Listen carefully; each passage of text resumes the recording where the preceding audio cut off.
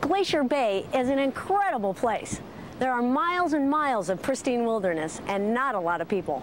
The scenery is breathtaking. The wildlife is abundant. This is pure wilderness. This is Alaska's Glacier Bay.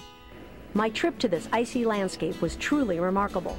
I was amazed at the amount and variety of wildlife along the way. A harbor seal climbs aboard a floating block of ice, while humpback whales swim through the frigid water just as they've done for millions of years.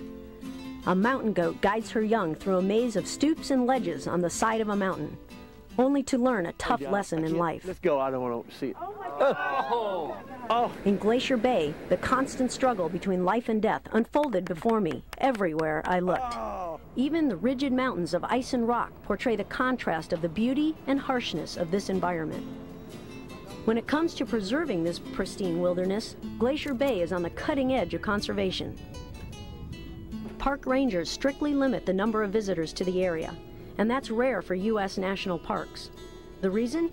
To keep human traffic to a minimum and keep wildlife to a maximum. And it seems to be working. There are parts of Glacier Bay where no humans have ever gone.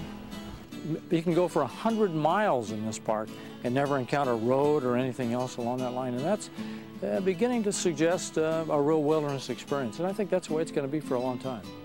Park Ranger Jim Brady says enforcing the limited entry system is crucial to protecting this last wilderness.